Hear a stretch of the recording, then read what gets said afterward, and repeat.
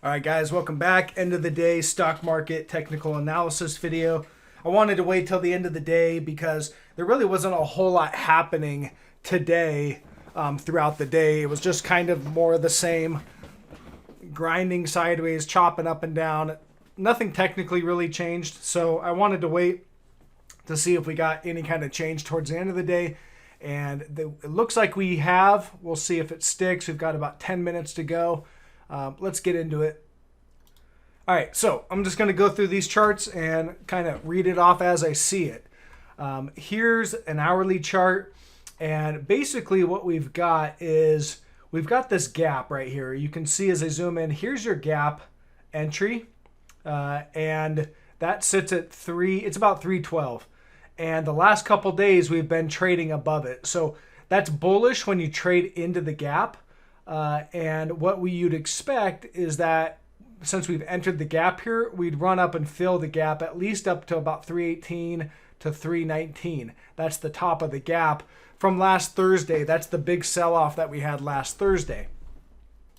However, we've been unsuccessful at, the market's been unsuccessful at moving up into the gap and filling the gap. So at first glance, that's bearish. Because you've entered the gap, that's a bullish action, and you should fill the gap. If you can't seem to fill the gap, that's bearish. Now, that doesn't mean that it's still not going to fill the gap. They could gap it up in the futures market. The bulls have had a lot of success in the futures market recently, and a lot of the price action has taken place in the futures market. And then when the market opens, it's just an all-out battle between the bulls and the bears.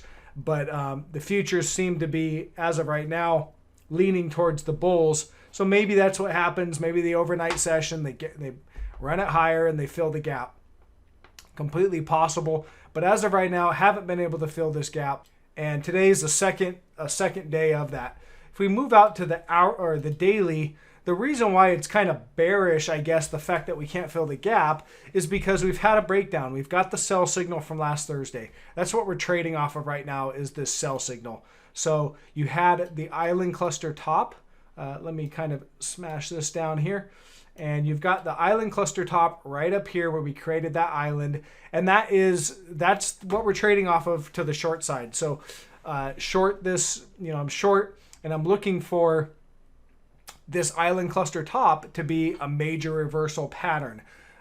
They typically are. So now we're just looking for confirmation. So what I said in that video when we got the island cluster top and made the big sell-off on Thursday, I said the way to trade these island clusters is you can short it when you get the gap down, which would have been on Thursday last week. And then what they'll try to do oftentimes is run it up into the gap. So going back to the hourly here, they'll try to run it up into the gap and possibly even pop up into the cluster. They should not exceed the top of this island. This is our island right up here. The market should not exceed past here. If it does, it kind of erases this as a reversal pattern. But they will oftentimes try to run it up, scare out anybody who's shorted right here. The market's always trying to whip people out of position. So when it makes a pattern and people take positions, it makes a counter move and tries to get those people to, lose money. And the market's always trying to get every trader to lose money, basically. So that's why you'll see moves and then you'll see the counter moves, and it's constantly whipping around. So if we're going to fail, though, right here, and let's say in the last 5 minutes we get a nice big sell-off and we close down here, then that's a failure and we've recovered down and back into the gap. So that's bearish, and we just have to look. This island cluster still stands as a reversal pattern. So it hasn't been erased yet. So since it hasn't been erased, you still have to look as this is a potential trend change. And what we'll look for is confirmation, prices moving down. If we undercut the lows down here, then you've created a new lower low. You have a lower high and a lower low, and then you have a confirmed trend change. But, I don't want to wait for that. I want to take I've taken the island cluster top as the trading pattern, and I'm looking for this to confirm. So So far, 2 days failure to run into the gap. They made it look like they were going to do it today. You can see 3 solid green candles right here on the hourly. They were running it higher. It looked like it wanted to go, and then it was followed by selling. So we will see how this thing closes, but if it closes bearish here in the next 4 minutes, we'll check back on that. Then that's a bearish. That just confirms that this might be the end of this rally, this counter trend rally. The trend is down. Understand the trend is down because of the island top reversal. So the trend was up. I just want everyone to understand this, because a lot of people just hold on to a trend too long, and they don't know when to recognize that the trend is down. Myself included. I can't say that I'm immune to that. But the trend was up. Here's your uptrend, bearish rising wedge pattern, created the reversal pattern with an island reversal top, and then we reversed. Now we look for confirmation of the downtrend. If this continues to sell off, then we'll get that confirmation, and then the trend will be down. As of right now, we just have a potential reversal in play that seems to be playing out, but we're still, battling through it. Flipping over to the Qs, because the Qs is really the most important one to watch. And the Qs is the one that's been really holding up the entire market. So we want to understand if we're seeing any kind of weakness in the Qs. That should trigger us on Qs for the general market. So here's what I see on the Qs. We've got this uptrend line right here. You can see we've held support right here. Then we overshot it. We had the breakdown. So that's kind of your bull top. It was an island top reversal. You can see here's a gap up and a big gap down. So there's your island top reversal. And with the Qs, because it's been such a buy the dip indice and a buy the dip, everybody just buys the dip on tech. I think it's just programmed into people's psyche and the algos because of the last 10 years that they bought the dip, and sure enough, popped it into the gap or into the island area, and then maybe it rolls over right here. Like I said, they'll try to pop it into the island. It should not exceed the top of the island. So the top of the island, if you're trading Qs, is up here around 247, is 247.75, and an hourly close above there really voids out this island top. So that's how I trade that. But you'll see this uptrend line right here, which was a bearish rising wedge. You can see it's the bearish rising wedge right here. And this uptrend line, I know I got a lot of lines. I'm just trying to mark things out. Let me get rid of that one for now. So here's this uptrend line, and you can see we broke it. Really, the last couple days could have been just a back test of that uptrend line. We traded below. We ran up to it. They made it look like it was going to recover, but we're back below it now.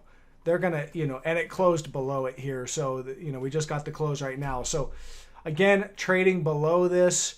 Let's wait for some confirmation, some further selling down here just to get an idea. But could have just been a back test of that trend line. And that trend line, goes all the way back to April 20th.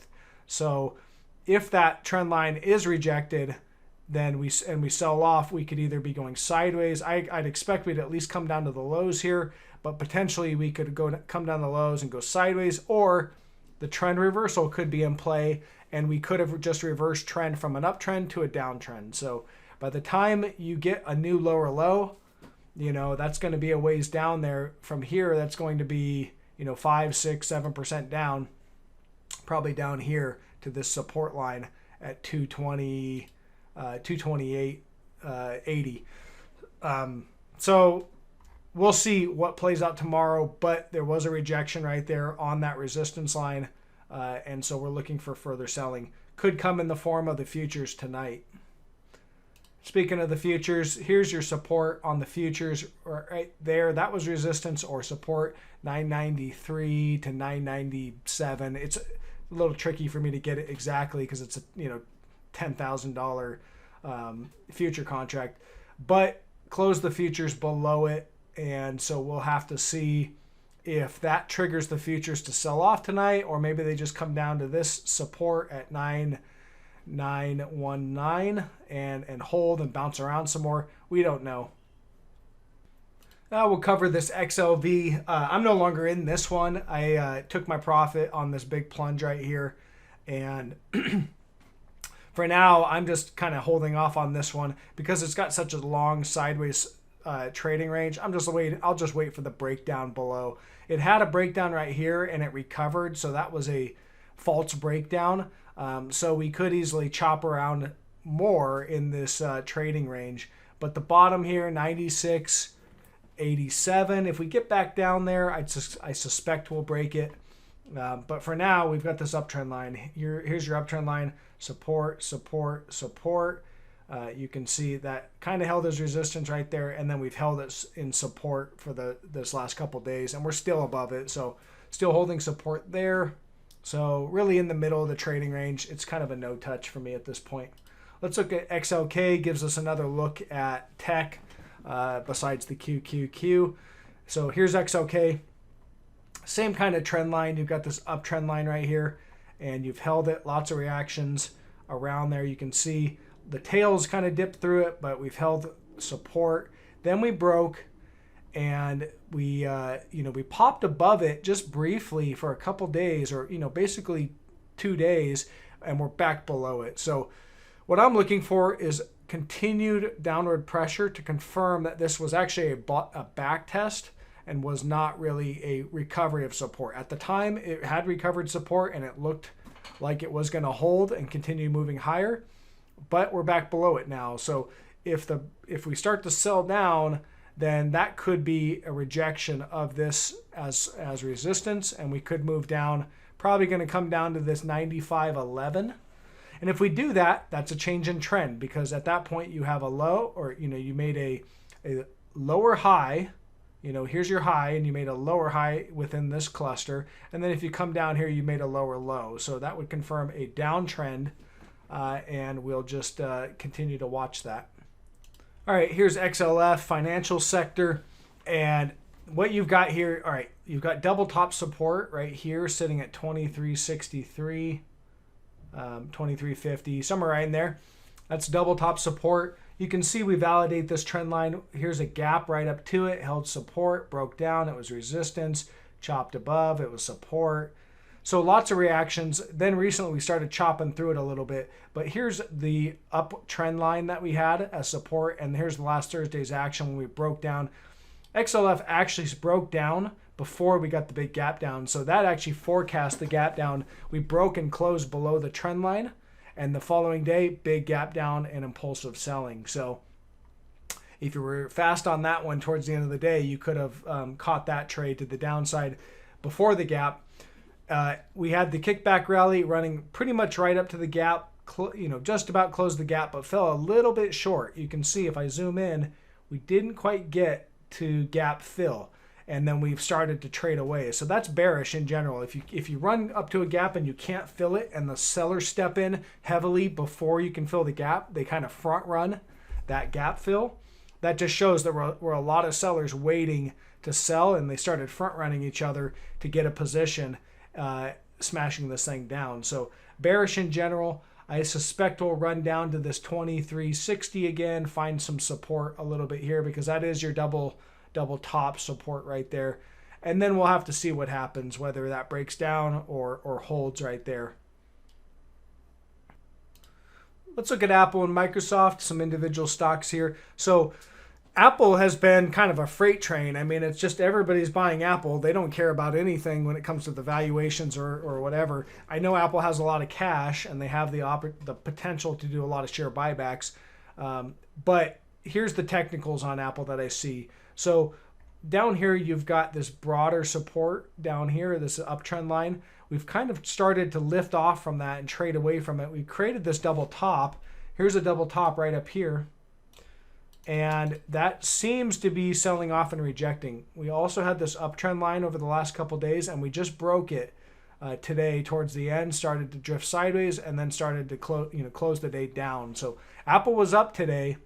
And you can see that Apple was up almost 1% and ended up closing negative. So pretty bearish in general. You have a double top, you have a broken uptrend line. I suspect we're going to come down to the broader support. which is down here, which will be, 5-6% down. I suspect we come down there, and then we'll have to wait and see what happens if we break that. Here's Microsoft. Microsoft is just cleanly in an up channel. Very easy to spot, very easy to read. We popped up to resistance right here, sold down to support, popped up close to moving up, back up to resistance, starting to sell off. This one is just when it breaks up or down, then that will give you the direction. But for now, just in an uptrend, uptrend channel, and looking for that to break. So everything I'm looking at for the most part, these are hourly charts. You can see up here in the upper left corner, if it says 1H, that means it's in 1 hour candles. I flip over to the dailies sometimes to look at bigger picture, but for the short-term stuff, I'm using the hourly. Here's IWM, oftentimes can be a leading indicator of market direction. And IWM, you've got this uptrend line right here. We've been in that since May 14th and for about a month, and we broke it. So this one actually broke down prior to the big gap down on Thursday as well. So you broke the uptrend. Here's your gap down and impulsive sell-off. And then here's your kickback rally. That looks to be a kickback rally so far. And it ran all the way up to the gap, popped above the gap just slightly, ran some stops. Anybody that set their stop at that gap popped the stops, and then impulsively has been selling off and rejecting. So pretty bearish price action today, and we'll have to continue to see what plays out. But this to me looks like we had a change in trend. Now this one didn't really have the island top. We gapped up and we did gap down, but we did have this price action right here. So you can say it's an island top, I guess, by definition, because there's gaps on both sides. So again, this one should not trade up. If this was going to pop some more stops and do a complete fake out, you see this big breakdown candle right here, I would expect should not go over that. It should not close above that. If you get a candle, this would be my stop, basically. Not here. I wouldn't put it right here, but I'd watch this breakdown candle, and any kind of hourly close you get above that breakdown candle would probably be a trigger for me to stop out on that. I just don't think you should really have a close above that. If you get one close and the following candle doesn't close above it, then you could watch that if you wanted to let that go a little longer. But 2 hourly closes above this, for me, that's a no-go. I would definitely stop out on 2 hourly closes above that breakdown candle. And that's up there a ways, so you got to give these things some room. That's 5-6% up there. But because we're in such a volatile market with money pumping and just there's money being thrown all over the place, you can expect these huge swings because you have just a lot of liquidity that can get thrown. That's a lot. When people sell, that's a lot of money coming out of the market. And when people, go long, that's a lot of money going in. It's just huge sums of money being thrown in both directions. So it can create big swings in volatility. All right, here is XOM. And I pointed this out the other day in a video. If you traded this, then you're doing good. But here is your uptrend line. We broke that uptrend line right here. Gap island cluster right up here. So clean island top reversal pattern. We broke down, back tested, but never successfully closed an hour above the trend line. Right here, they popped it up above, but closed still. It still closed right on the trend line, and the very next candle rejected. And it's been selling off ever since. So that was a great entry for a short position right here on a back test of this trend line resistance. And it's been selling down. Now we're coming down to some major support at 46, 43, pretty much there. I did capture some of this today. I did short this a little bit today, but I closed it out at the close because we came into major support. Here's your support right here. You can see we've had a reaction right there, reaction here. All the reactions pretty much were right at this major support throughout this this trading channel here. So I suspect we don't just pop through it. We're either, if we can't gap below and just, have a nice gap down and then just sell off, then we're probably going to battle with this area for a little while. So rather than ride out that battle. I'd probably look for kickback rallies or some sort of pop up in order to short back into. But we've still broken down from the uptrend. Here's your uptrend. We've broken down. So yeah, that's how I see that one. All right, here's DraftKings, and I'm trying to wrap it up a little faster. I'm just pointing out some of these DraftKings. So major uptrend channel right here. Breakdown, back test, and today they just tried to do another back test. It still is selling off, so it sold off into the close. So again, these back tests get sold into because we're below trend. We're running into resistance now, and we don't have support. So this should at some point roll over and come down to $30. That's what I'm looking for. It's a nice trade from where it's at right here. That would be, if you took it here, 25.5% to the downside. Redfin, same kind of story as DraftKings. Uptrend channel, broke the uptrend right up here, did a clean back test right here, and just kind of chopping sideways to, kind of rolling over. So, basically closed the day down. It was down a lot more. I think it was down 4 or 5%, but they did a little pop back test. Still closed the day down. Let's look for continued selling to the downside. This one, I've got it down here. We've got this gap right here. So I see the first line of support at 25.70. There is a level right up here a little higher. So maybe we get a little reaction. You can see it's right there. Perhaps we get a little reaction, but that's not a major level. So $29, but I see 25, about $26 being the first level of support, and then $24.50 being the next major level of support. We break those, we head down to $20. So we'll just continue to watch those. And that's all I got for the video, guys. I'm going to wrap it up here. Give me a thumbs up if you value the content. We'll continue to watch these markets, see what's going on.